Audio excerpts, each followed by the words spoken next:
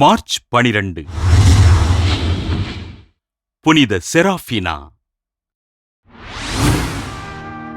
Italy நாட்டிலுள்ள துஸ்கானியாவில் ஏழ்மையான குடும்பத்தில் கிபி 1238 பிறந்தார் செராஃபினா. ஆண்டவர் இயேசுவிடம் பக்தியோடிருந்த செராஃபினா சிறுவயதில் தன் தந்தையினை இழந்து தாயாரால் வளர்க்கப்பட்டார்.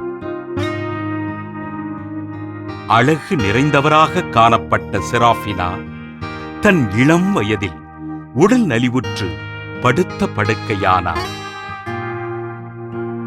தன் நோயினை ஆண்டவரிடம் அர்ப்பணித்து இவ்வுலகப் பாவங்களுக்காக செபித்த செராஃபினா தன் தாயாரை இழந்து தனிமையானார். படுத்த படுக்கையில் எழமுடியாமல் கிடந்த செராஃபினா தன் தோழியான பெல்டியா உதவியோடு வாழ்ந்து வந்தார். நோயினால் துன்புற்ற போதிலும் மக்களின் பாவங்களுக்காக செபித்த இவருக்கு புனித பெரிய கிரகோரியார் காட்சியளித்து ஆறுதல் கூறி இவரது இறப்பினை முன்னறிவித்தார்.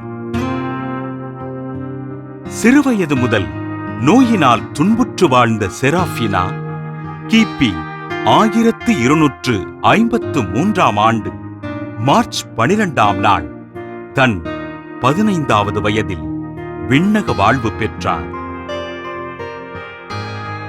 தன் வாழ்நாள் முழுவதும் படுக்கையில் இருந்தபடியே இவ்வுலக மக்களுக்காக ஆண்டவரிடம் செபித்த செராஃபினாவை திருச்சபை புனிதராக உயர்த்தியது. புனித செராஃபினா திருவிழாவினை கொண்டாடுகின்ற நாம் இன்று படுக்கையில் துன்புறுகின்ற குழந்தைகளின் நோய்கள் நீங்கி குணம் பெற வேண்டும் என்று ஆண்டவரிடம் ஜெபிப்போம்.